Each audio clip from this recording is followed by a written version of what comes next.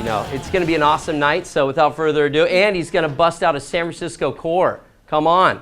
That's what I'm talking about.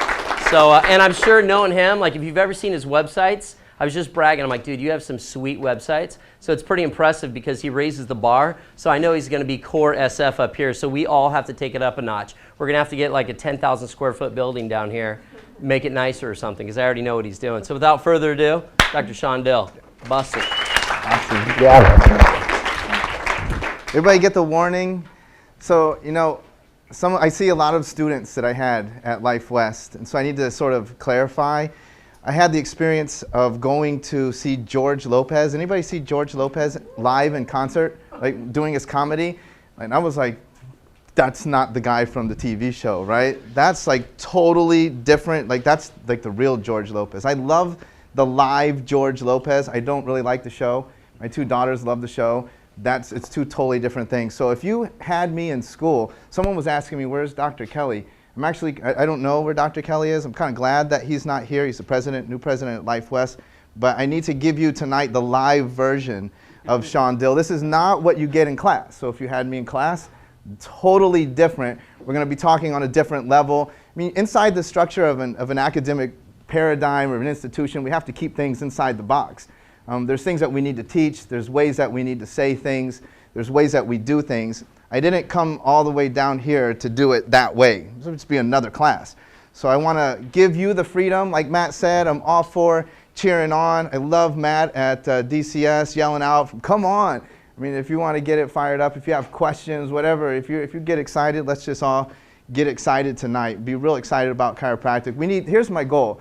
I need to make sure that you leave here and tomorrow, if you go to work tomorrow, that you actually have something different in you. Because core is great to come together and share and get excited, but if we don't have something different, if all we have is the passion, that's what we're all supposed to have every day. And I get it, getting filled up, getting dipped, and getting excited again, but I got to give you something new. So part of this is one of the things that I think characterizes any time I speak, and I'm going to try and read you tonight, is that I always will try to press you, and I'm going to try and make you uncomfortable. So understand this, outside of the school, so in the school, like I said, I've got to say things that the administration, that the board, that the president, that the department chairs would appreciate. But today I'm here and I have but one boss to please. That's what's really cool about chiropractic too, isn't it? Unless you're an associate, and you kind of got to please the main doc, right? So you can't do something different than what they're telling you to do. But if you own your own office, then every single day you wake up and you only have to please one boss. And who's that boss?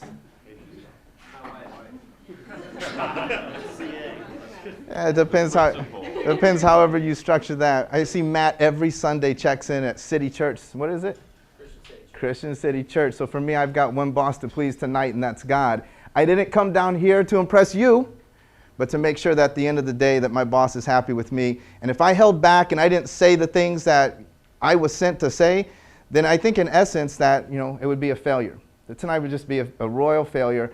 If you are mad and I said the things that I was supposed to say, then it was good. Now, I don't know what happened last month. I mean, I'm just hearing these I honestly don't know. But whatever, I'm not trying to do that. Honestly, I don't know. I just heard some comments like, man, you better fix whatever happened last month. So I don't know what it was, but man, that's a lot of pressure. Nobody let me know what it was, so I'm not trying to come in here and wreck the night, that's for sure. But I am definitely here to try and challenge you. How many know who Pat McLean is? Right? CCA, she comes around a lot. She wrote this amazing, I was talking about how, you know, when we were young, when I went to chiropractic college, I'm going to tell you that story in just a second, but we had chalkboards. Right? The chalkboards went up and down, and then whiteboards.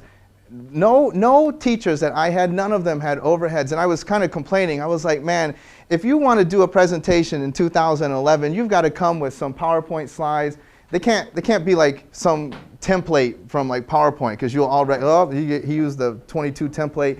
You have to come with all these like jazzy things. And I was like, man, I think it would be awesome if we could just have one message. Like I grew up in DE, nothing is greater than life, right? And Pat said this should be the message. If you had one slide, the magic is in the transmission of the heart and soul of a broken and reborn human, one that knows that the path to greatness is losing the self to principle with 100% faith, with the heart intending to love, serve, and give. The skill is in the knowing intention. Man, I think we could just sit around and meditate on this one slide. I was like, Pat, I really like that. Since she posted that to me on Facebook. So if you're not my Facebook friend, you can friend me. I write a bunch of really weird stuff on there. But if you write some inspirational stuff, I'll get it in a presentation. I told her I'm putting that in every presentation that I do for a little while. Because it's an amazing quote that she gave me. And just something to sort of ponder. That's just really deep from Pat. And she's a really deep person. Let me tell you my story so we can get rolling into this. So as Matt said, my cousin was a chiropractor. He practiced full spine up in Milwaukee area. And so when I was young, he practiced during the 80s. Do we have any millionaires that practiced during the 80s? Awesome. Like if you practiced during the 1980s, you have to have knocked it out of the park. So my cousin in the 80s, his license plate was 3 BMWs because he had 3 BMWs, plus he had a BMW motorcycle with a sidecar. And I was like, dude, I want to be like you. He's like, all right, well, you got to learn chiropractic. So I decided, yeah, I'll study chiropractic. And I went to Indiana University, and I was on the chiropractic track. 2 years in, I was like, I'm not going to study chiropractic. This is way too fun. And so he got in his private plane, flew to Indiana, and picked me up at the airport, flew me to Palmer, and he was like, I'm going to show you, Palmer, you need to go to chiropractic college. And then flew me back to Milwaukee, sat me down, told me the chiropractic story. Told me this is not about partying, this is not about making money, this is about the principle. I'm going to come to that a little later on as well. And I was like, all right, but hey, cousin, Palmer, Davenport sucks. I don't want to go there. He said, listen, there's chiropractic colleges all across the country. Find your way into one quickly. I was like, all right, so Atlanta sounds really cool. And so does St. Louis. I made the biggest mistake. I met a couple of you that are students that are going to be going into chiropractic college. I made the biggest mistake. I was saved. I got lucky, but I picked my chiropractic college based on location. I was like, St. Louis. That's okay, that'll be cool. It's kind of close. I was in Indiana. I could probably get to Indiana and party with my friends. This is awesome. So I went to Logan College of Chiropractic. It didn't take me very long. Day one, I'm sitting in there, and most of my teachers wore long white clinic coats. Some of them taught with stethoscopes around their necks. I was like, oh. And my cousin, he had just told me the chiropractic story. I got fired up about this, and I was like, wow. And I got really upset. I said, they're not teaching me chiropractic. This sucks. I talk to the students all the time about this too. I sat in school, and purposely I sat there and I thought, I calculated how much money am I spending to learn not chiropractic. And I was upset about it. In my first trimester, somebody then started to talk to me. There's two things that saved me. One, somebody told me about this fraternity, Delta Sigma Chi. You should go and you should check this out. I was like, okay, so I'll do it. I'm from the Midwest, and Midwest attitudes towards fraternities are a little bit different. I was like, all right, I'll do that. And then right away in the fraternity, they told me we're going to DE, going to Dynamic Essentials in Atlanta. I was like, okay. From that point, I never missed another DE. Going down, driving down, and hearing Sid Williams totally changed my understanding. I was like, this is what I'm trying to learn. This is chiropractic. I began to read green books. I became a super green book fan. I loved radiology classes. Why? Because they turned the lights off. As soon as the lights went off, green light for green books. So I was back there. My class had 160 people in it. So I'm in the back just reading green books. And they'd call on me, Shawn, cannonball lesions. I don't know. That's all I just, and I'd go back to whatever I was reading in my green books. I was so into my chiropractic philosophy, and I began to get really excited about it.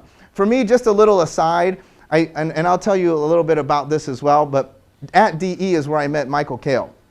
And Michael Kale really changed my understanding of chiropractic and put me on this path of upper cervical. I'm really excited that even to this day, I work with his son, BJ Kale. We run the Kale Chiropractic office in Charleston, South Carolina now. And so that was one of the things that really influenced me historically. So I went through all of this deal, and it was 1992, I'm at Logan. Any of you go to school in that era, 92, 93, early 90s? So in the early 90s, I'm sitting at Logan, and guess what they're telling me? This is the end of chiropractic. Why? HMOs and PPOs. Hillary Clinton was up there with her little card, and this is it. We are done. They're not going to refer. I was like, oh my gosh, how much am I spending again? So, and they're not teaching me any chiropractic, and I'm going to here to learn it on my own, and this is the end of it. When I graduate, no more chiropractic. That was like my teachers were telling us, like, So this is the end of it. So I don't know. You guys need to figure out what you're going to do. This is HMOs and PPOs. Good luck if they're going to refer to you. And so I was like, no way. I got to get out of here. I'm going to go and practice in Nicaragua. It was a great idea, right? I'm going to go to Nicaragua. I'm not going to do this stuff. So I go to Nicaragua. I met with some people. My roommate, he has some crazy connections, and he connected me with these people in Nicaragua. And I go down there, and I'm talking to them, and they told me, they sat me down. These are I stayed at the house of a man who would go on to become the president of Nicaragua. He sits me down and tells me, are you nuts? Nicaragua? This is crazy here. Don't come here. If you like Nicaragua, you'll love Costa Rica. So, okay. So I went to Costa Rica on a Thanksgiving break, and I loved it. I said, this is awesome. And then I graduated December after that and moved down. Packed up all my stuff in a couple suitcases, moved down to Costa Rica, and there was one giant problem for me. I didn't speak Spanish. I didn't think about that part of it. So I had to figure out the speaking Spanish part, and as a young student, I had to figure out the chiropractic part. At the end of 1 year with my chiropractic and my Spanish struggles, I was seeing 4 people a day. I love this story because every time I tell it, I'm reminded, and it's one of these days I have to actually go and do this. But I used to keep my appointments in one of these day planners from Staples, and you open it up, and it says Monday, Tuesday, Wednesday, Thursday, and then Saturday, Sunday are 2 boxes like that, and it's about as big as my palm. And I would write my appointments in there because I was seeing like 4 people a day. That's it. And I was struggling. I had maxed out my credit cards. I couldn't speak Spanish, so people didn't understand what in the world I was, they're coming in, I'm telling them, you sick, me fix, come on. And they're like, what? And then they'd get down and I'd smash them on the head. They were like, what the heck? I couldn't even explain to them. It was crazy. I have the craziest stories ever from us not being able to communicate to them. And so after exactly 1 year, I had to make a big decision. And I'm going to talk extensively about this tonight. I had to decide either I go back, I learned how to do a HICFA form. At that point, HMOs and PPOs, so chiropractors figured out the game. I was like, how bad can it be? It's a HICFA form. I can learn this. Or I stay and I do it and I try to make a difference. And so I decided to stay. I decided to stay and persevere. At the end of year 2, I was seeing 200 patient visits a day and had opened up already my second office, my first satellite office. So at the end of year 1, basically facing bankruptcy. At the end of year 2, 200 patient visits a day and had a satellite office. And my satellite office, my first satellite office opened, and at the end of its first week was seeing 100 patient visits a day. Now I'm not joking. There are people that were there with me. You can talk to them. Some of them have come back. Some of those clinics are still there. I eventually sold my main office to Don Klum. For 8 years, I worked 5.5 days a week, and I saw 200 patient visits a day. The most I've seen in a day was 300 patient visits, and the most I've seen in a week was 1,600 patient visits. I hear other people that say all these bigger numbers, and I'll just say for me, it's really hard to fathom shaking hands with more than 300 people in a day, just shaking hands. Now I'm doing upper cervical, pre and post checks with rest after the adjustments when needed. And so we had a whole machine that made that run, and I was sort of in this chiropractic bubble. And it was chiropractic utopia. I still say to this day there's better opportunities outside of the United States than there are here. Because chiropractic is exactly what you say it is. People just showed up and they said, what's chiropractic? And I would tell the story and they would say, great. Here, they say, oh, but I went to this other guy and he used cold laser and he had this thing. Do you do kinesio? And it's all this other garbage that comes along. And there it was just straight up. And I don't mean garbage as that stuff's garbage. I just mean that everyone's had an experience. And so it's very difficult. Everybody's coming from, oh, I already know what this is. So unless whatever they know about chiropractic completely fits you, you have some re-education or storytelling to do, and sometimes we're kind of fighting upstream, we're going against the grain. So chiropractic utopia, because people just thought chiropractic was whatever I said. We did screenings. People ask me, you ever do screenings? We did screenings where we would have I would go to a mall and say, I'd like to come and do a screening.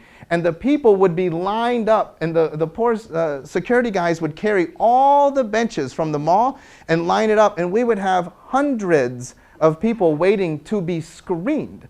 Just sitting there waiting online for hours, like, well, I want to get screened.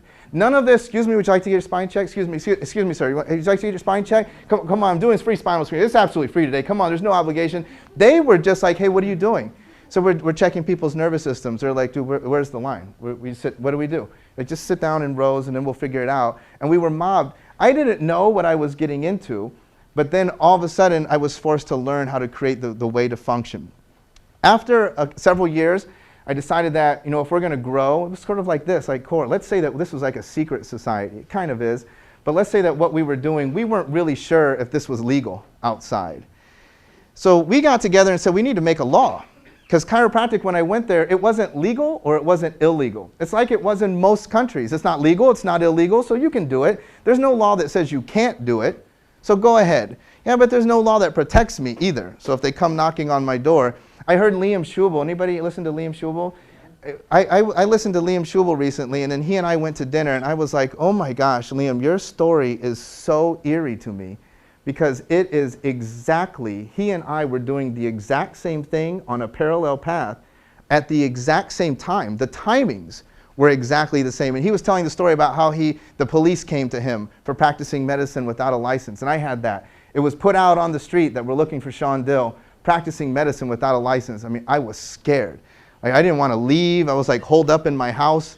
I was like, wow, I don't even want to go anywhere. Not like they would be like looking for me, but I was like, man, if they catch me, I'm not going to Costa Rican jail. It was like Liam's same point. Like, hey, if there's any place you don't want to be, it's probably Tijuana jail and Costa Rica jail. Like, you don't want to be there. And so I was scared. So we needed to make a law. And so I set about writing this law.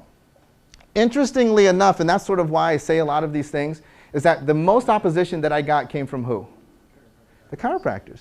They were like, hey man, if we make a law, then it will be legal. I was like, yeah, that's kind of the point. Yeah, but then all these chiropractors will start coming here. Yeah, well, and that will be great, right? Because there's 4 million people here, and there's like 6 of us. I mean, so this will be awesome.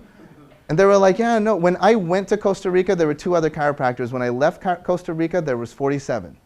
Because we made a law. And I think that's awesome. There are chiropractics now in a country because we legalized it. And I went through all of this, so that's one of the things that I most love. And that's why I encourage you. That's one of the things that sort of really formed me as a chiropractor is I had the opportunity to testify before the Costa Rican Congress on behalf of this law. I mean, it was full deal Ollie North style. Like, I mean, you're going to tell the truth about chiropractic? Okay. And then like asking me questions, what other countries is this legalized in? All kinds of questions. When did chiropractic start? Reading it into a microphone, they're reading back the minutes and all of this stuff. After that, I feel like, listen, nobody can shake me off of what I know about chiropractic. I mean, because there was a medical doctor on the commission that was grilling me about, should we make this legal or not? So all of that was my chiropractic experience in Costa Rica, plus many other elements. It was a blast. If you ever have the opportunity to go to a foreign country, if you're young enough and you're not tied down and you can go somewhere and serve, man, what an opportunity. If you can ever serve on a mission trip, I do a mission trip every year. We just came back from El Salvador. We go every year to El Salvador. It's unbelievable to just go and serve people. Do you think that these people respond quicker and better than your patients? That 1, mentally, they're all messed up, 2, chemically and physically. I mean, they're just coming there pure in heart. And they're like, hey man, I heard that you're helping people and I'd like to be helped. You say, yeah, lay down on this table. Let me see what we can do. I mean, the response is ridiculous. Do you think that your practice and your fire is ignited if you go and serve for a week, seeing thousands and thousands of people? Yes, you'll be tired. Yes, you'll be hot. Yes, you'll be sweaty. Yes, they're sweaty and dirty, yes. But it's unbelievable. If you have the chance, please take advantage of that. It will change your life forever. And my life was changed because I was on an 8-year mission trip. I was just on an 8-year continuous mission trip.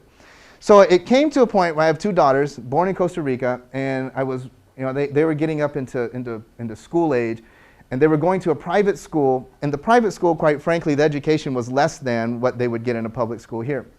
So I decided to move back. And I was like, listen, how hard can it be? I'll go back to the United States. I'll figure out the HCFA form. It can't be that hard. So I came back and I made another giant mistake. When I left Logan, I knew I was going to leave because I didn't want the HMOs and PPOs. I knew I was out of there, so I did not take Part 3s and Part 4s. Now, who needs those? And so I came back here and I was there like, you need Part 3s and Part 4s. And I was like, oh, Irene Gold. I followed Irene Gold I followed Irene around the country. Like her and I, like, you know, I was just with her. It got to where, any of you take Irene Gold? She would put up the thing and she'd say, a 76-year-old man. I'd say, prostate cancer. She'd say, Shawn, come on, because I had seen it all so many times. Literally, the only way I could have passed this test. Irene Gold, I owe to her me having a license in the United States. Don't do that. Take all your boards, take part 7, whatever they come out with. Don't ever think, oh, we don't need that. While I was doing that, I went to Dr. Klum. Like I said, I sold my practice to his son, Don, and I said, hey, any interest in having somebody like me teach at the college? And he was like, yeah, sure, that would be kind of interesting to have someone teach at the college. And I told him, listen, but I'm not a professional teacher. I'm not going to be there forever. It's not going to be like, you know, I'm going to just teach and like love busting chops, writing tests, you know, hey, where were you taking attendance? That's not my deal. I said, but, you know, I would love to teach. I'd love to give back in that way. 7 years later, I'm still there, down to just teaching 2 classes now. I teach a business planning class, and I teach philosophy 1. My passion back in that day when I was back there reading those green books, and that's awesome to be able to give those first quarter students some philosophy as they're coming in the door. And then I decided that I needed to have an office. Good thing. I needed to have a fallback plan. Because Dr. Klum, he might not be there forever. So I opened this office in Dublin, California. We're over here. It's called the Specific Chiropractic Center. And one of the interesting things about this is that I came to the conclusion that I looked at a HCFA form, and I said, this is for dummies. Now, this is just my opinion again. This is for dummies. I'm not doing this. There's got to be a way that we can operate in an all-cash environment. People want to be well. They need to pay me to be well. That's what we did in Costa Rica. You want to be well? Yes, okay. So you give me money, and I'll help you to get well, help you to be on that journey. Why would it not work here? Oh, because they have insurance. Yeah, but they need to understand, I mean, they need to pay for this. I had a crown the other day, broke a tooth, and I have insurance, and I still had to pay a ton of money. I mean, that's just the way that works. And so I said, this can't be that hard. So we started to set up a system. Now, I always say this, and so you figure out where you fit in this model, but practicing chiropractic in an allopathic world is really hard. Yes? Yes. Practicing upper cervical in a full spine chiropractic world is even harder.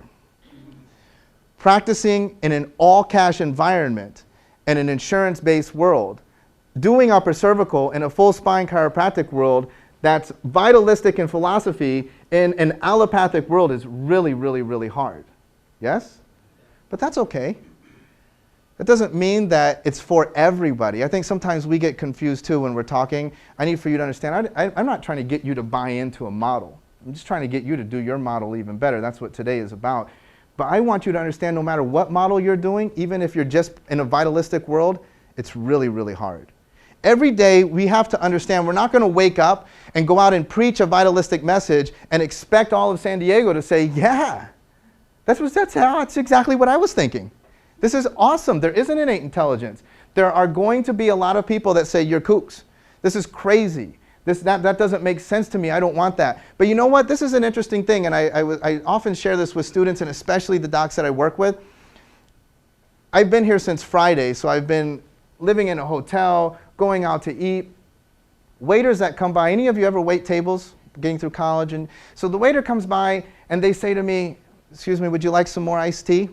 And I say, no thanks, I'm good. Do you think that they walk away and they go in the back, get with the other waiters, and they're like, oh, what the heck's going on over there? This sucks. This is a bunch of bull. I'm never asking anybody if they want more iced tea. I asked that guy, he's like, no. Like, what's wrong with him? The nerve of that guy. I'm not saying no to the waiter or the waitress. I'm saying no to the opportunity. Would you like some more iced tea? No, thanks. And what do? Ah, okay. And they go on to the next table. Excuse me, would you like some more iced tea? They just go from table to table. They don't take it personally. Why do we? When we tell people about this thing that we do, and people say no, would you like to get your spine checked? No. That's fine. You're saying no to the opportunity. They're not saying no to you. They don't even know you.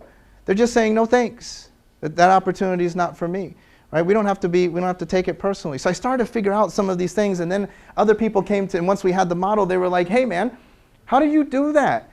And I said, well, hey, that's interesting. Let's set this model up in other places. And so we began to open more clinics to where right now we just opened our 10th clinic last Wednesday on July 6th in Walnut Creek, California. The model has worked across the country from the Bay Area to Maine. It's worked in the Bay Area, which is pretty liberal, to Salt Lake City. Draper, Utah is in Salt Lake City, which is very conservative. It's not about the people, and I want to talk about that today. It's not about the people. It's about the principle. And the principle works if we will get convicted on it, if we'll go out there and share it. I also just started this idea, and this has been revolutionary. So in case you're like, man, this has been revolutionary to me, not to you. I started to look at this, and I started to coach some upper cervical docs. So people were like, hey, but if I'm an entrepreneur, I don't want to work with you, but I need some help. And so I was like, all right, so I started to do some coaching with some of them. And then someone came along and said, what about full spine docs? Why don't you coach any full spine docs? And I was like, well, maybe I just haven't found the right person. And this person convinced me. When we were talking about associates or CAs, I was just talking to one of my doctors today. I was like, hey, I was training on some stuff this weekend about hiring, and I love this concept. And this is basically what happened with this doctor, is that you interview somebody, right? And if you have associates or CAs, we all struggle with this, right? How do we find the right person? We always get like this wrong person, and then we're like, how did we hire them? Or what could we have done different? Like, how'd that happen? And then we have the superstar, and we're like, how did we get them? Like, what was different? I did the exact same thing, and I got a superstar, and then one was terrible. And so one of the things that this guy was talking about, Chet Holmes, if you know Chet Holmes was talking about hiring superstars, and he was saying, listen, in the interview process, you make friends with them, and you connect with them, and you take them through this whole interview process, and then you tell them, Miles, this job's not for you. I've talked to you, and I think you're a nice guy. I've seen your work. Your body of work speaks for itself, but you'll just get crushed working with me. I mean, we work at a fast pace in everything we do, and so I really like you, but this job's just not for you. And you see what he does. Now, if Miles just gets up and is like, man, okay, thanks a lot, he's obviously not for that job. The superstar is going to say what? Yeah, give me a chance. Well, Miles' job doesn't pay very well.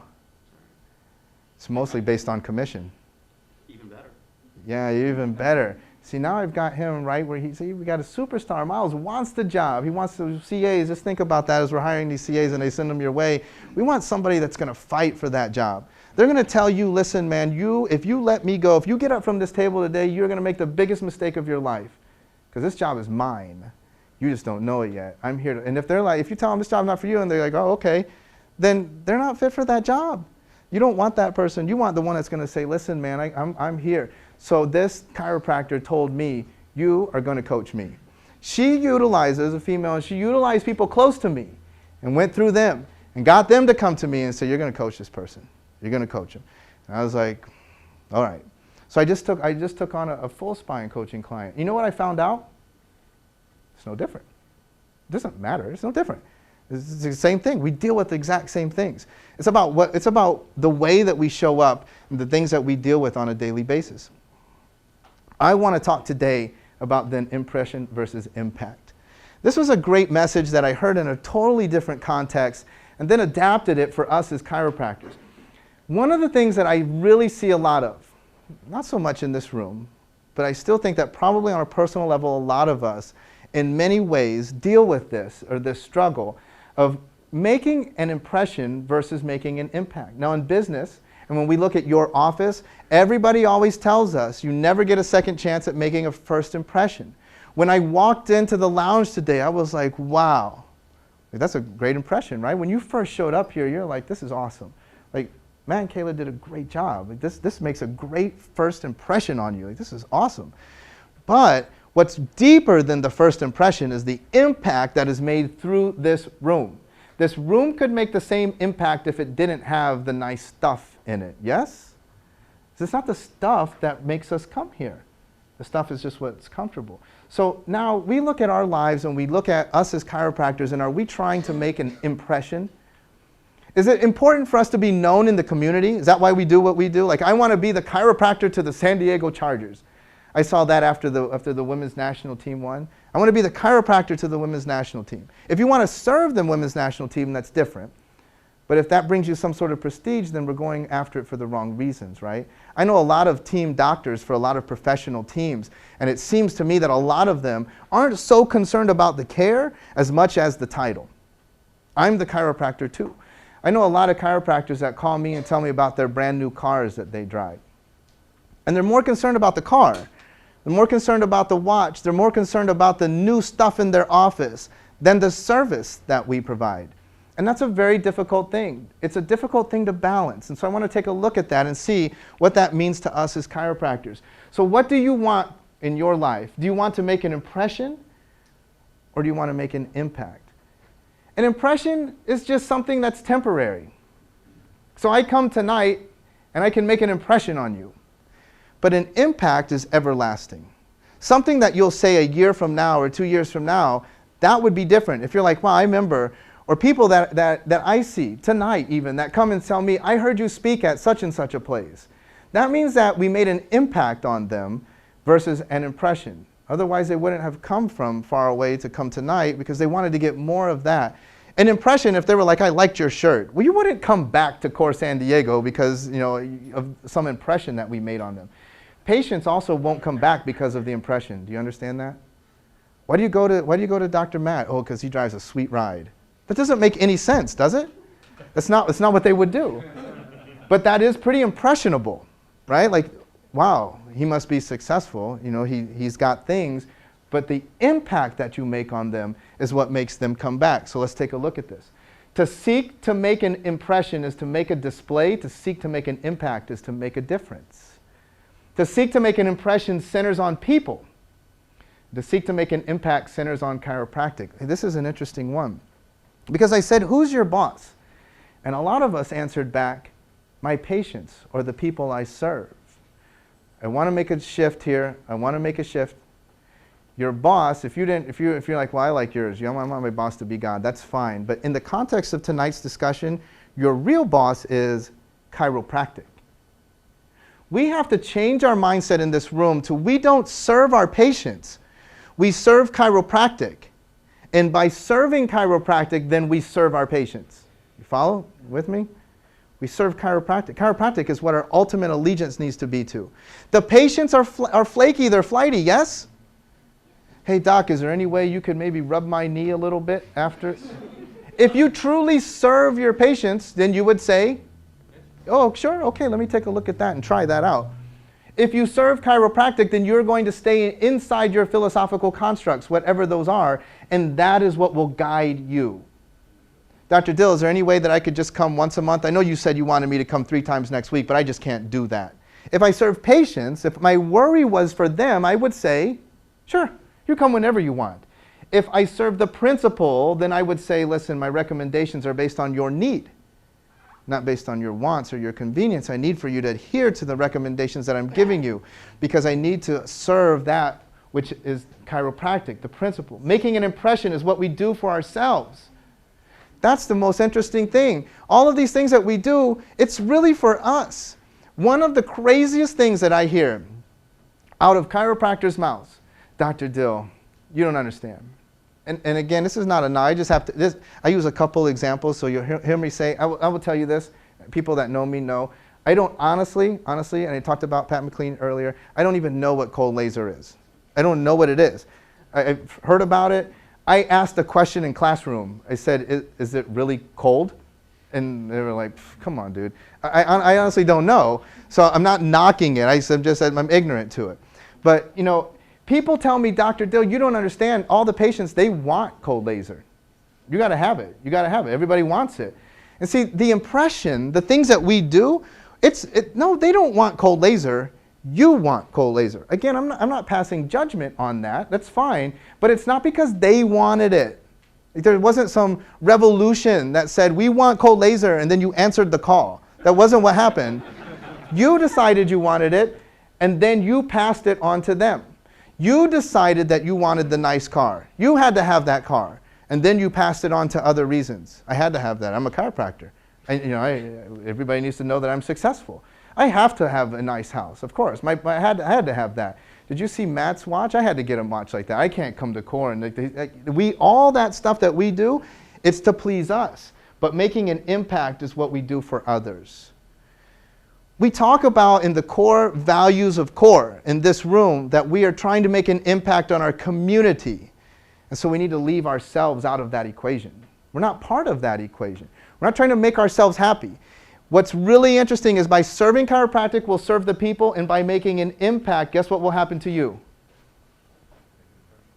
You'll make an impression and you'll make tons of money. Nothing wrong with making tons of money either. I always tell students, man, the message is not the poor complex. I'm going to talk about that in a second. But that's not the message. Making tons of money is great. It's the way that we get there. Making money for the sake of making money is what's dangerous to us. Oh, am I going backwards here? Yes. So one of the real problems of our time is the near celebrity status of some chiropractors. But they're only celebrities where? Yeah, to you. That's one of the things that most troubles me, is we have created in this room chiropractic celebrities. And these chiropractic celebrities is based on impression or impact. It's impression. It's all impression. So, obviously, if we're going to look for another speaker for next month or the next upcoming months, we look for names, chiropractic names. How cool would it be to go out and find just some guy that nobody knows about, just serving his butt off, and have him tell us that story of how he's doing that. But honestly, what's interesting is if we did that, maybe the first time, you'd come by mistake. But we've got to get to where that's what we want to hear.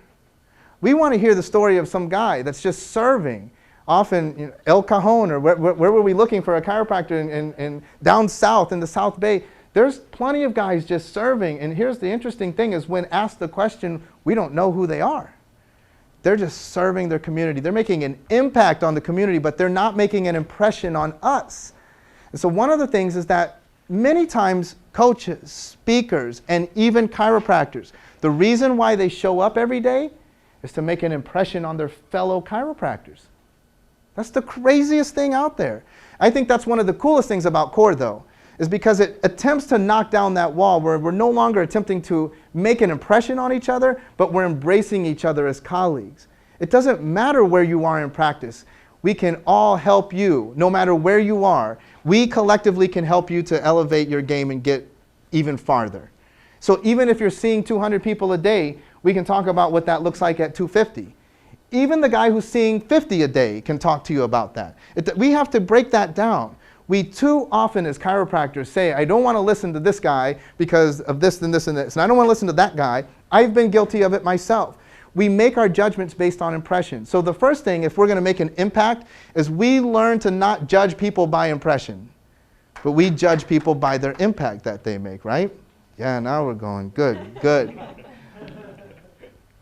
Most of the people who have really counted in my life were not famous. Nobody ever heard of them except those who knew and loved them.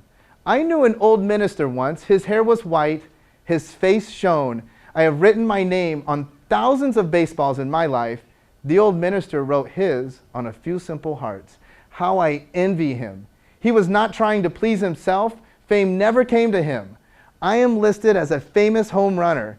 Yet beside that obscure minister, who was so good and so wise, I never even got to first base.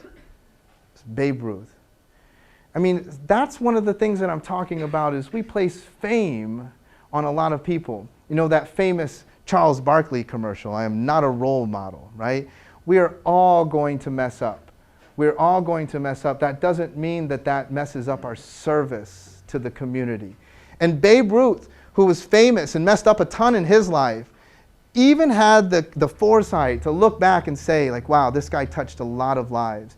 I was interfacing with Mark over Facebook because on Saturday night, I had the opportunity to have dinner over here at the University Club. And I'm just sitting there. They have like this ginormous television. We're just sitting there watching TV. And this old man walks up to me and he tells me, oh, you're so lucky. You have a very, very pretty girlfriend. I was like, oh, thank you. He says, what do you do? I said, oh, I'm a chiropractor. He's like, oh, wow.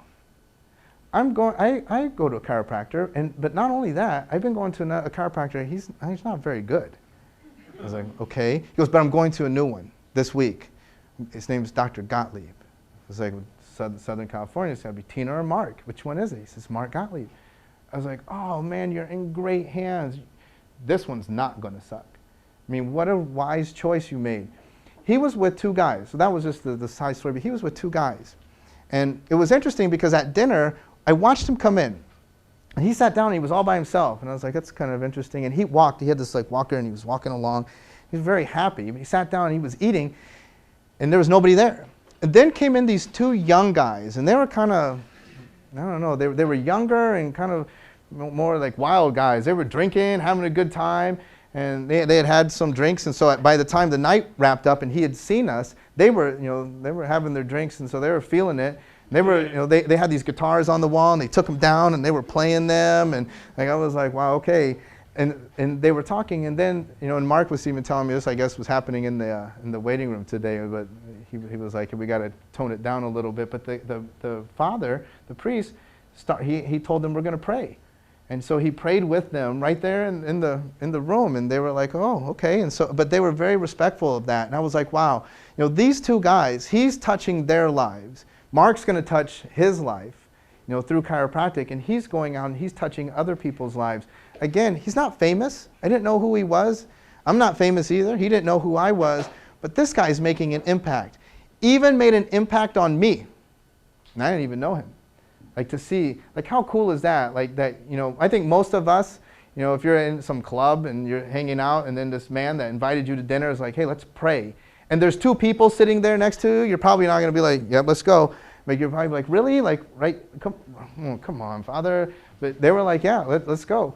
And I was like, wow, that's really cool. That's what we have to do. We have to be excited about chiropractic. We have to be willing to go out and break it down, no matter where we are. So who are some people who have made an impact on the entire world? This was fascinating. So I was like, wow, if I'm going to talk about impact, tell me some things about Gandhi. Why was he so impactful? We're going to look for some common traits of some people. Pacifist. He had this nonviolence philosophy. He wanted nonviolence. What else? He looked to himself first. One of his mantras, one of his passions in his life, he was a truth seeker. Was very interesting. If you look at a lot of Gandhi's work, he talks about universal force. He was looking into himself for answers. He was looking into the greater bigness of the universe and searching for truth. He understood that not everybody vibrated or was in alignment with his ideas. And what did he think about them? You should kick them in the balls. Is that what he thought? No, he thought, that's fine, right? That's fine. You have to let them be. We can learn a lot from that. What else about him? Why was he so impactful, though? He was all the way on the other side of the world. How come we know about him? He's dead. Why do you all know who this man is? He was the change, and he preached the message of you should be the change that you want to see in the world. Someone over here. Persistent. He was persistent. Interesting. His message never changed. His message never changed. Someone over here said he was persecuted. He was eventually assassinated, right? He never compromised. He never compromised. When you look at where his makeup came from and the development of these mindsets, and he began to ingrain them in himself, and then once he latched onto them, he didn't waver from them. He never changed them. He didn't go in a different direction because it would be more popular. He had an unpopular stance for many. He was persecuted because of the unpopular stance, but he what? Believed in his position. With how much of his heart? How much of him? 110%. So I mean, that's our first step here in this room. We've got to believe in our message. Everybody's not going to be on board, and a lot of people are going to persecute, and a lot of people are going to go against us, but we've got to believe with 110% of our heart. Nelson Mandela. Tell me about him. He liked rugby, and he made a movie, Invictus. What else? He went to jail for his beliefs. For a couple days? 27 years. For 27 years. Interesting story. And he, because he was black, and because he was in jail for political reasons, he was classified a Class D prisoner. A, B, C, and D. He was the lowest classified prisoner for 27 years. Because of why? Because of something he believed. He said, at his sentencing. He said, "This is something that I believe in with all of my heart and for which I am willing to die. I will not go back on this. You can put me to jail. That's not going to change who I am or what I believe." When he came out of jail, was he like, "All right, man, so I'm sorry about that. It was a big mistake"? Did he say that? No. He was like, "It's me. 27 years later, I'm back, and we're just moving on." Now, what's interesting about that is, then roll me back to Gandhi. Did a lot of people believe Gandhi's message? Did he have a following? Yes. Nelson Mandela, did he have a following? Oh, that's very interesting. That says something. That says that those two traits that we've sort of studied here real quickly, that they are what to the general public? Impactful and attractive. So if we look and say, listen, we're not impacting San Diego like we should be, maybe, a little uncomfortable, maybe it's because you guys are not being as convicted about one singular message as you should be. If the message is wishy-washy, then the people will do what? Yeah, they'll do whatever they want. They don't know what you stand for. These guys, wishy-washy message? I mean, bring them into chiropractic. Nelson Mandela Chiropractic Office. Do you think it's like kind of unclear what chiropractic is? Like, yeah, come on in. You know, so here, I'm going to have this nutrition thing here. Eat these pills. Okay, come over here. And like, they're like, wow, I wonder what chiropractic is. Or do you think he comes in and tells them, hey, this is what's going on. This is what we're going to do. This is how we're going to do it. Oh, but Nelson, I can't come 3 times a week. What would he say? Suck it up. Get out. Suck it up. You need to leave. I'll go to jail if you don't come 3 times a week. I don't care. I was just there for 27 years. You think you're going to change my mind about this? That's how we need to be. He was so serious about his message. Gandhi, he was so serious about his message. I don't see a lot. See, we confuse this. Listen, don't get confused. I see a lot of chiropractors who are fired up. I see a lot of chiropractors who are excited, but I don't see a lot of chiropractors who are serious. Totally different. Like, hey man, I'm not going to be your friend if you don't do cold laser. Okay, then you're not my friend anymore. I mean, are we serious about what we do? Hey, I can't come 3 times a week, then you can't be my patient. I know a lot of chiropractors that maybe will let you come when you want to, but this right here is not one of those places. Do you take my insurance? No. Why not? Because we don't.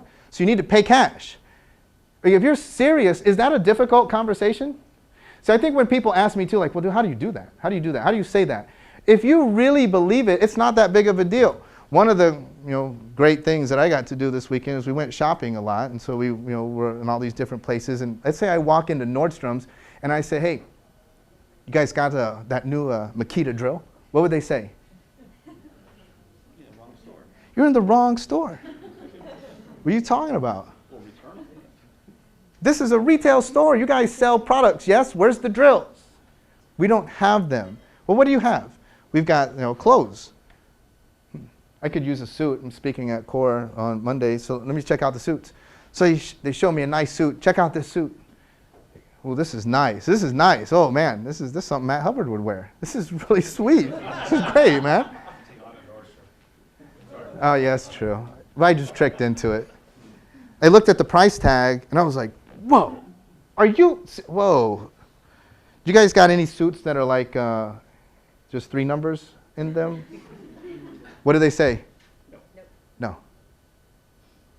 See, again, why can't we do that? Like, how do you do that? These guys that worked at Nordstrom's, a lot of them are just kids. Hey, do you got any that have just 3 numbers in them? No. Hey, do you take insurance? No. That's not hard. Seriously, that's not hard. Like, people ask me that all the time. How do you tell people, what do you say when they say, do you take insurance? I just say no. I mean, that's what they say at Nordstrom's. Excuse me, do you guys accept pesos? No. That's it. Do they go in the back and say, that was really weird, a guy came and wanted like cheap suits, so we should probably get some cheap suits too to cater to the cheap suit people? Do they do that?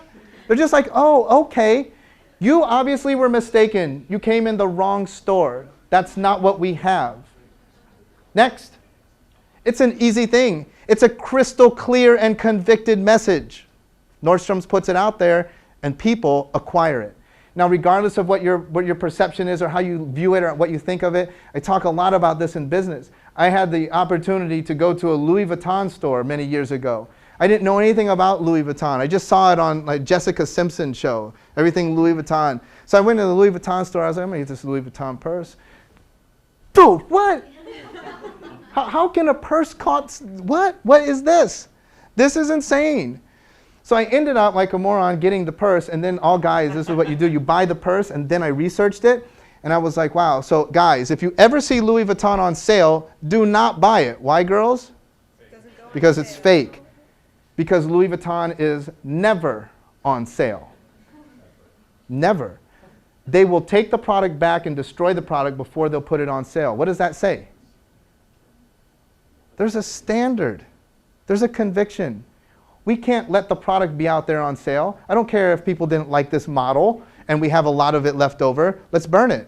Or let's cut it up and make wallets out of it. But we are not putting it on sale. It just doesn't happen. Doesn't. Do you have some of those in your practice? It just doesn't. This is the standard. This is how I show up and this is how I operate. If you did, is it very difficult for Louis Vuitton? Like you walk in, try it, all of you. Seriously, I'm dead serious. Walk into Louis Vuitton and say, hey, when's the next sale?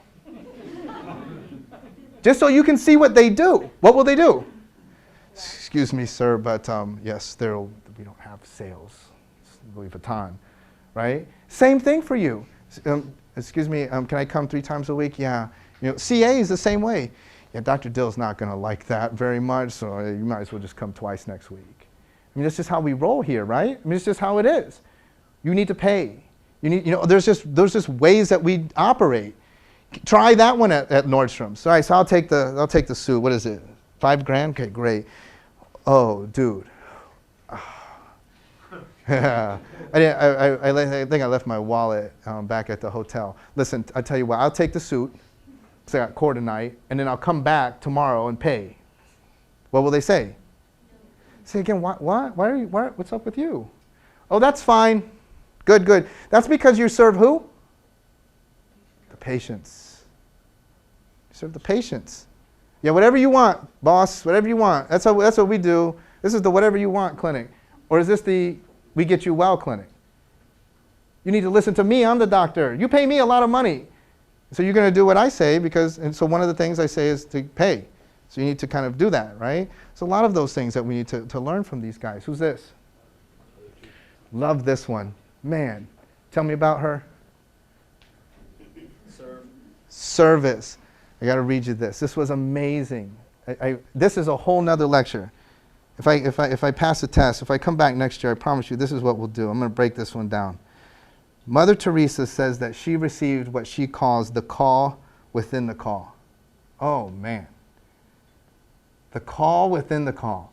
I was called to be a chiropractor. That's nice. What about the call within the call? What was your call within the call? I challenge you to go home tonight and figure out what your call within the call was.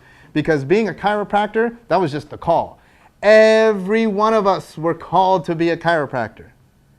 But some of us were called within the call. Some of us were called to serve people that didn't have resources. Some of us were called to serve outside of the United States. Some of us were called to serve a different population. Some of us were called to serve athletes. Some of us were called to serve children. Some of us were called to participate in feeding the homeless. The call within the call. Maybe chiropractic was just a means to get you to your real calling within that call. And she says that her call within the call was, I was to leave the convent and help the poor while living among them. It was an order. To fail would have been to break the faith. Whoa, that's crazy deep. She said, I was called to go amongst the poor and live with them. And to not do that, to fail, would have just meant, man, I was worthless in my faith. That would have been utter failure. What's your call within the call? Service. What else does she do? Anybody see when and I don't have the exact reference of this. She was invited to give a prayer with Bill Clinton. Anybody remember this? He called her up, and she was going to give a prayer. She didn't give a prayer. And she told them, until you get your stance straight on abortion, this country will never be blessed. Thank you. Whoa. Thank you for the okay, and the next speaker. I mean, can you imagine that? What type of person is this? Convicted. Mercedes-Benz? No. Known internationally. We celebrated her 100th anniversary of her birth recently. Known internationally. Yes, again, impression. What kind of impression was she making? None. She lived amongst the poor. She didn't have stuff. She has, if you read her story, it's so fascinating, and it's the same as I hope all of you in this room, is that at one moment she was about to break, and she said, and then I doubted, and then I had to beg for food and beg for money to keep this alive and keep it going. I hope you've been there. How many of you have been there? Yeah, when you doubted, and when you're like, oh man, I don't even know if I have money to make it through to the next month, right? That's when you start getting convicted about things. That's when we start to find out what you're made of. She didn't go out and buy stuff. She went out and served and served and served and served until it hurt. And she became so impactful that she's known throughout the world. What about this one? Why do we know about him? Because he was a black man. What? No. I thought they were supposed to be like, fired up, come on. Martin Luther King, why do we know about him? He had a dream. You guys have dreams? He had a dream. And then he decided what? I'm going to tell everybody. And guess how popular that was? Yeah, not very popular, right? And so what did he do? He changed the message, right? No. See, we got to start. See, are you seeing some things? Are you seeing you in some of these people? He didn't change the message. He was like, I don't care if you like it or not. This is right. This is what I'm about. You know what's interesting is most of these people that we've talked about eventually were killed because of their conviction. I mean, if you go back, one of the craziest things, Gandhi was subjected to this stuff from his birth. Same thing, we could have put Rosa Parks up here, but Gandhi had the same stuff. Gandhi was asked to move out of he bought a first-class train ticket in India and was bumped down and asked to move, and because he would not move, he was kicked off the train. That was when he began to have his formation of, all right, not everybody's cool, but I'm not going to fight with them. I'm not going to get crazy with them. I'm going to make them see. Same thing, Martin Luther King. It's a message. It's a belief. He would die for his message, and he wanted to share his message with passion. About this guy.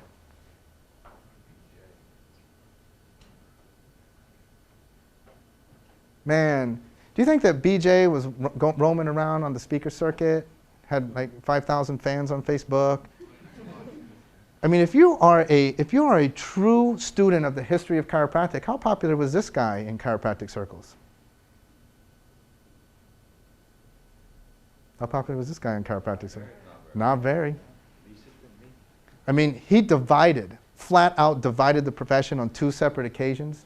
I mean, clearly, on more than that, but 2 clear. I mean, in my opinion, almost on purpose. He did it over X-ray. If you're not using X-ray, just don't even talk to me. You're not doing chiropractic. And he did it over the neurocolometer. The hour has come, and upper cervical. If you're not doing this, just don't even talk to me. Was he serving us as chiropractors? He woke up every single day with a mantra. What was his mantra? Early to bed, early to rise, work like hell. I like that one. That was one of his. One cause, one cure. It was interesting. I was telling some of the students, you don't hear that often. When I was a student, we used to hear it all the time. Tattooed it on my leg. One cause, one cure. That was what BJ was all about. He was looking. He was trying to find that. He lived for that. We've kind of lost that now, haven't we? because we're kind of about like wellness and a bunch of other stuff, chiropractic. BJ was like, hey man, one cause, one cure. That's what I'm trying to find. And as he went about that and went through that development, a lot of people got pissed off at this guy. A lot of people got really pissed off. Did he care? If you are a student of BJ and you read his later works, when you read his last books, to me it's crystal clear that he is deathly afraid, as he's in Sarasota writing, that when he passes, that nobody will show up for his funeral. I mean, to me it's crystal clear. Like he's like, hey man, I did all this work, I gave of my life, and I don't think you even care. When he passes, have you seen pictures of the funeral? When he passes, what happens? It's like little Daniel David and like, one other person standing there. Blown out, right? Marcus Bach with the eulogy, I mean, blown out. I mean, we're going to see this again. I think there's another figure that made an impact in our profession. And we're getting very close to his passing, unfortunately. I'm not trying to bring it on him. I'm not trying to prophesize it. But I also know people very close to him, and I think he feels the same way, and that's who? Sid. When Sid passes, will it be unbelievable in chiropractic? I mean, those of you who don't even know Sid, you will. And a lot of us who've been around Sid and were impacted by Sid will probably go, right? I mean, DE's coming up here in July. Word on the down low is this is his last one. I've heard a ton of people that are going because of that. I mean, if you were touched by Sid Williams, it's the same way. How easy is it for you in that world? How easy is it for you to feel like everybody's against me? Anybody in this room ever feel that way? It's so hard. Everybody's against me. Everybody's working against me. That's how these guys felt, yes? And what did they do? 3 tips for you to making an impact then. Fear chiropractic. I hear this all the time in church. Fear God. What does that mean? Like be afraid? Like what does that mean? So I was like, wow, let me figure that out. Because I think that we need to fear chiropractic. I'm not trying to make it a church thing on you. But what that means is respect. Man, if you respect someone, you can't talk bad about them, can you? If you respect them, you don't talk bad about them. You don't betray them. You don't double-cross them. If you respect chiropractic, I think that some of you, if you just imagine, let's say chiropractic was a figure and chiropractic showed up tomorrow to your office, there might be some things you might not be so proud about. Like think about that. Hey, chiropractic, come on in. I want to give you a tour of the office. And as chiropractic walks through, would they be like, this is sweet? Or would there be some moments where chiropractic would be like, what the heck is that? What's going on here? Okay, so come on over here, right? It's that same way, and I think that way too with colleagues. I mean, you got to feel cool. Like, it should never be this, yeah, and this is the room where everybody sounds, come over here, right? I mean, if you fear chiropractic, then my office, my existence, and my practice will be one of respect and reverence toward that which I serve. In order to serve it, I need to study it. This is one of my biggest beefs. This is one of my biggest beefs with you. Biggest beefs. We study chiropractic in order to get into practice, and when you get into practice, everything stops. I was just watching before I came out tonight. They were showing the home run derby. Now, this is for fun. And one of the cool things about the home run derby is they were following them. And so, they were showing Prince Fielder. Prince Fielder, prior to just going out and hitting some home runs for fun, what was he doing? He's practicing. He's warming up. He was down underneath the stadium hitting balls off a tee. Then they had the jugs machine. He was hitting balls that were being pitched at him. And then he went out and cranked some balls out into the outfield to hit some home runs. Chiropractors, you don't approach your practice that way at all. And that's one of the reasons why we are suffering in that field, the public arena. Chiropractic is a physical art form, yes? So you can't just show up at 8:45 for a 9 o'clock patient. That does not work. We're about to have the British Open this weekend. If a professional golfer has a 9 o'clock in the morning tee time, what time are they at the course? Why 6 o'clock? What in the world would they do for 3 hours? Warm up, get focused. They go through actually the course mentally, see every shot that they're going to hit, how they're going to attack the course, how they're going to play it. I'm going to fade it here. I'm going to draw it here. I'm going to make sure of this. They map it out. How many of you do that with every day in your office? Because it needs to be every one of you. You show up. It's a physical art form. You prepare your body, you get ready, and then you map it out in your mind. So I'm going to see Betty, and yeah, she's got that. Okay, I got that. And then I'm going to see Joe. You remember Joe's tough on that? So, okay. And so you have to map it out. You can't just show up and start doing. If I meet somebody in San Diego and they say, what are you here for? And I say, I'm speaking to chiropractors. And they're like, great, can you recommend a chiropractor to me? I'll say, yeah, there's a ton of them. Find one that goes to core. But you know what? Never be the first patient in the morning. Never go to a chiropractor in the morning. I only refer patients to chiropractors in the afternoon because you guys don't warm up. So that means that by the afternoon, that's when you're humming. That's when you're going. And you know it, don't you? By the afternoon session, it's all flowing for you. You got it going. But you need to get warmed up so that that first patient is ready. If there's CAs in the room, I mean, get on your doc. Because when they're coming in at 8:50 and taking off the coat, and they're like, hey, how's it? Woo, big, busy day. And they go up and they're like, hey, Matt, come on back. I don't want to be Matt. This doc just showed up. They were in their car 5 minutes ago. That's how I play golf. If I've got a 9 o'clock tee time, I'm rolling in at 8:50, pull the clubs out of the back, walk up to the first tee. What's up, guys? And we go. Right? That's why we take a mulligan on the first tee, you know, because we're all over the place. But that's how you're approaching your practice. That's not cool. What about green books? What about the philosophy? This is awesome. So let me give you total props. Once a month you show up here. Awesome. What about the rest of the yahoos that aren't here? What does that say about them? They're not here and they don't get ready for their practice tomorrow morning. So what's going on for the public as far as that's concerned? They're showing up getting real crappy chiropractic. Oh, Dr. Dill, there's no such thing as crappy chiropractic. Yes, there is. There's such thing as crappy golf. There's such thing as crappy baseball. There's such thing as scratch golfers, and there's such thing as professional Major League Baseball players. What's the difference between a professional or even a scratch golfer and a professional? What's the difference? There's only one thing. Practice. The discipline to go out there and hit balls till their hands bleed. What kind of practice are you doing? What kind of practice are you doing? I mean, I don't care if you've been in practice. Oh, no, I'm Tom Watson. I gave up practice long ago. Is that true? No. I don't care if you've been in the game for 25 years. You still need to practice. You still need to read. You need to respect and revere that which we serve, which is chiropractic. I mean, this is time to get serious about what we do. If we would all get serious, the public would be like, holy crap, those guys are serious. Some serious dudes. They don't clown around. I mean, I want to go there. You know, that's what's really weird that the medical doctors have been awesome at. They've duped them into thinking that they're real serious, haven't they? Because they wear ties and they show up and they're very stuffy and we're real serious about what we do. And we're trying to be cool. And I like the cool.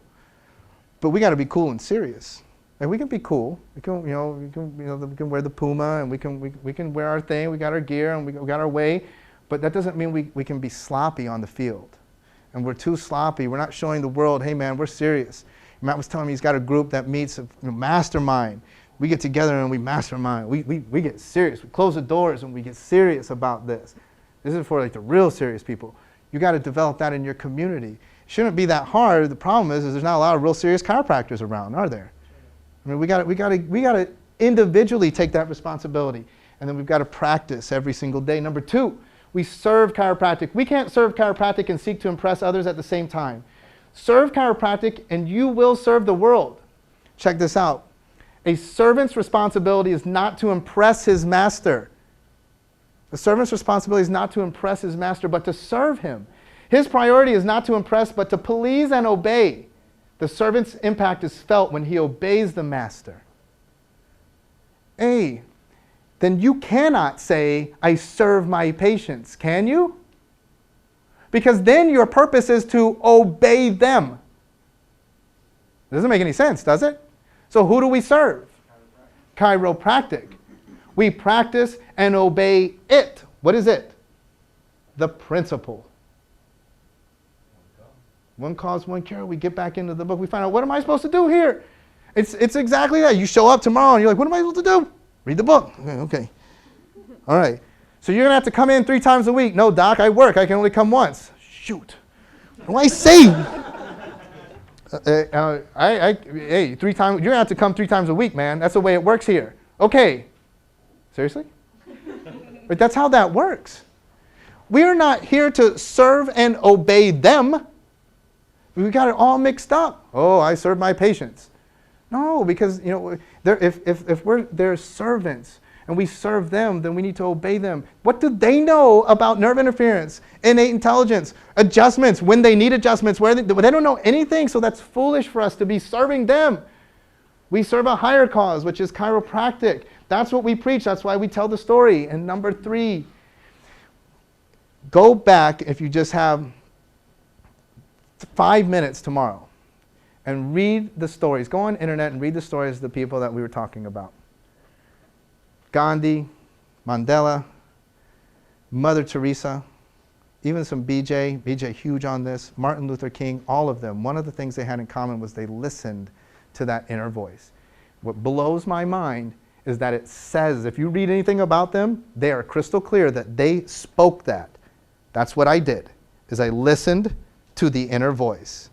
So man, when I saw that, I was like, that's a commonality. We've got to learn from that. We need to listen. We have a name for that inner voice, innate.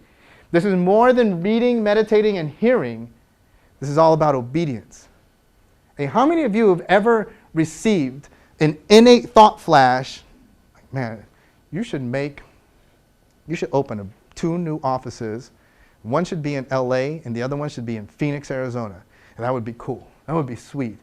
So if I had associates, I'd do that.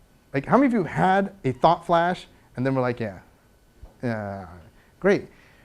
All of you have. I always say, listen, if innate's giving you the thought, it's not so that you can come to Core San Diego and give it to someone else so that they can do it. It's because you have whatever it takes to make that happen. That's right. It's not because you need other people. It's because you were given the thought because it's yours. Not like, ooh, that's a great idea. Wait until I tell Dr. Gay about this because he's going to rock and roll this idea. Yeah, maybe it's a great idea, but the thing is that it's your idea. It was given to you. Why? So that you do it. When? Now. If we're going to get anything done, I mean, we got to do this now. All of this is a bunch of bunk. This is stupid. This is a waste of everyone's time if you don't change right now. If you don't say, all right, this is what I'm going to do. Based on that, I'm going to do this different, that different tomorrow. Starting tomorrow, it's going to be hard. Yeah, but I'm just going to do it. I'm just going to do it now. Otherwise, it was just a waste. I'm going to close you with this. So I had the opportunity for a while to work with a young female.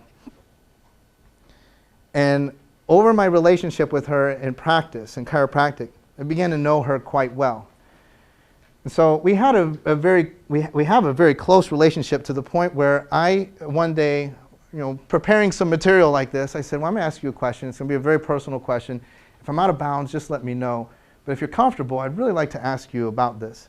And that is, from what I understand about you, although you've never come to me and said, hey, this is the deal, but you were a virgin when you got married, weren't you? And she said, yeah, I was. I said, I have some questions I got to ask you about this. Now, you got married after college, yes? She said, yeah. I said, well, this is very interesting. So when you were in high school and in college, did you date guys? She's like, yeah, of course I did. I said, none of them wanted to have sex with you? She said, oh, of course they did. I said, what'd you say? She said, I told them no. I was like, oh, okay, that's okay. I said, some of them I would imagine told you, hey, we're in a relationship, we're dating, I love you. We're going to be together. I'm going to, at some point, marry you.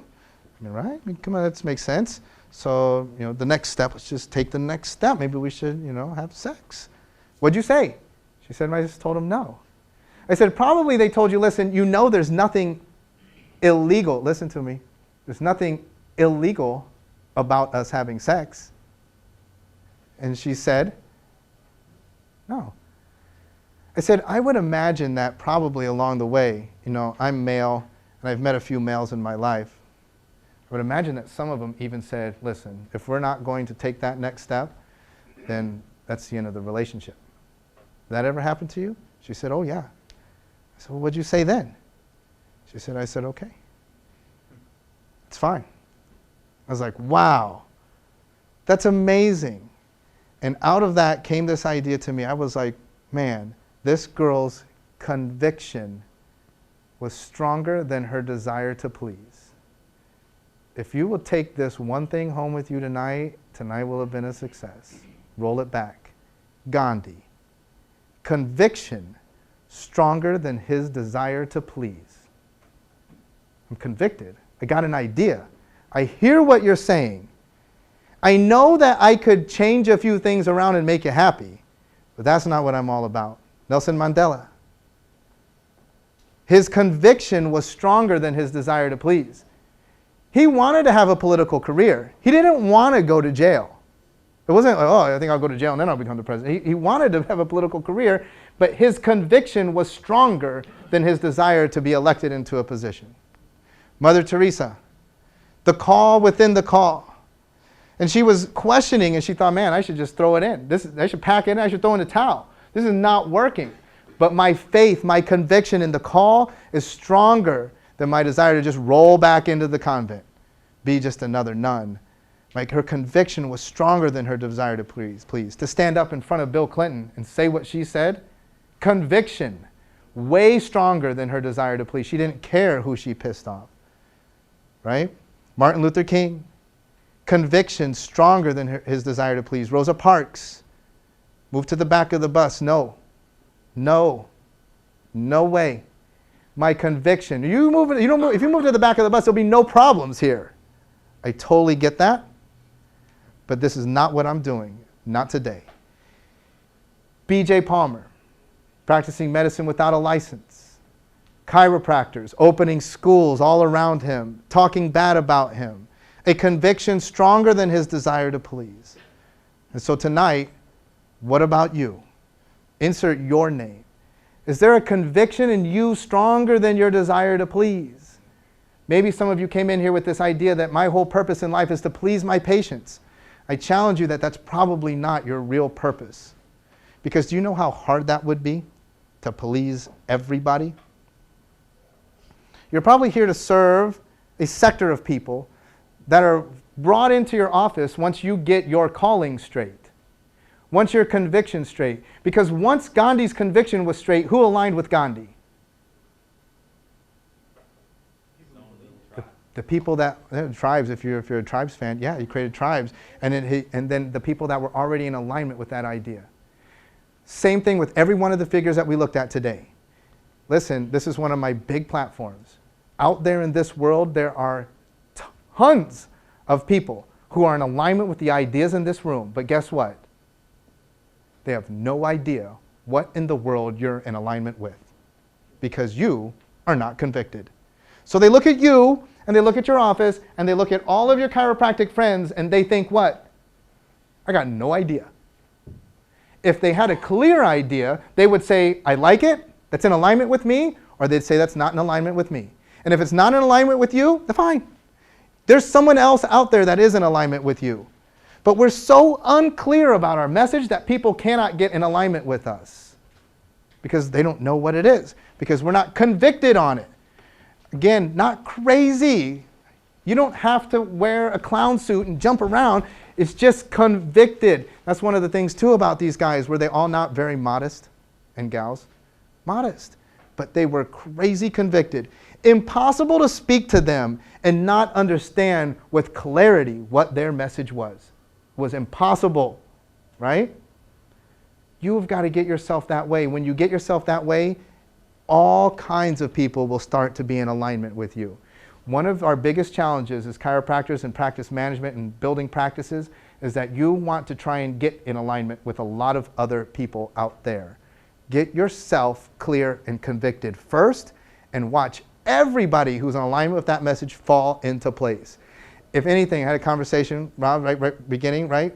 If anything, when we're starting a new practice, one of the struggles we have is the conviction. And he even said, I want to get my conviction straight first. trying to kind of figure out where I am before I plant my roots. I want to open up a clinic in San Diego and not be clear about what I'm doing. Some people in this room have been in practice very successfully for 10 or 15 years, and you're still not clear about what you're doing. And I can do a whole talk about why people come to you. It's because of you, because you're dynamic. If I said I'm not going to be in my office for the next 6 months, but I hired Tony Robbins to replace me, how would my office be in 6 months? It'd be off the chains. He wouldn't even know what he's doing. He'd be like, Shawn, I don't even know what I'm doing. Don't worry, Tony, just come in. So do health talks, hug him up. I mean, and he'd blow it up, wouldn't he? Because it's a dynamic personality, right? So we can build an office off of flash and dynamic personality, or we can build an office off of conviction. Man, an office built off of conviction is a solid office. That's an office that we can bring in an associate, because they can just look and say, hey, I'm in alignment with that. If you're an associate in this room, you better be able to tell me what the conviction is of that doc you work for. If not, what are you doing? Right? Do you think that all the people that were around Martin Luther King knew what the message was, or they were like, this is cool? Oh, this is sweet. I mean, this guy is a lot of people. This is sweet. This is fun.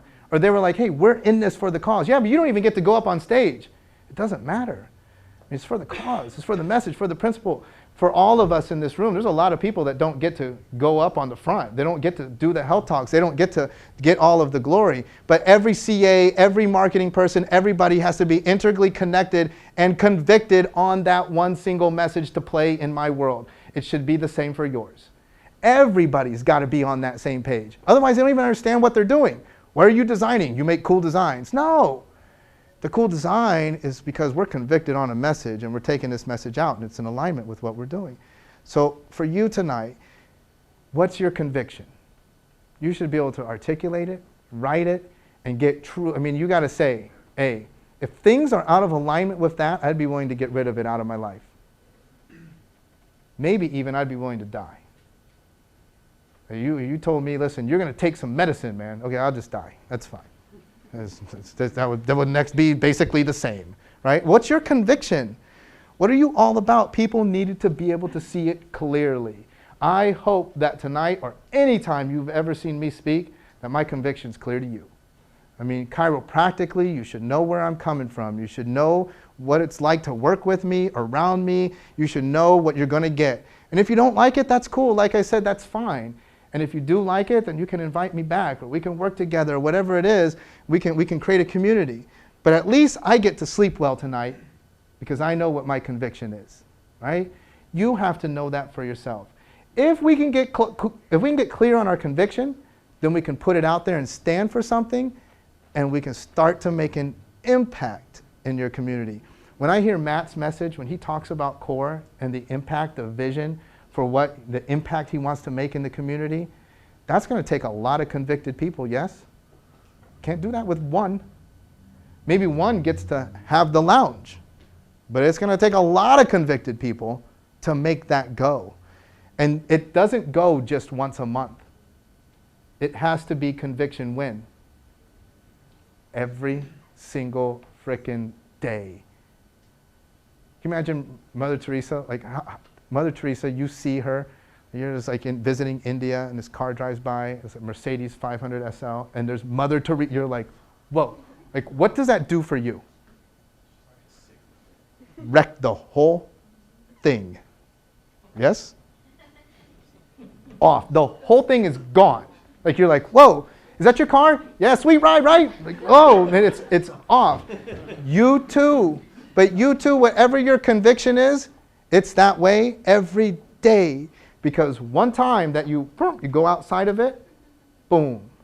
Oh, did you hear Dr. Dill is presenting at CCA, the miracles of cold laser?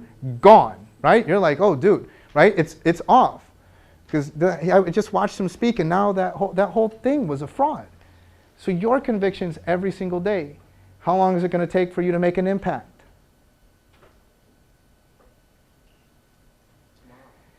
Here, you start it tomorrow. When will we read it? When will we feel it? When will we have it? Man, principle number 6. It takes time. How long does it take to make an impression? Second.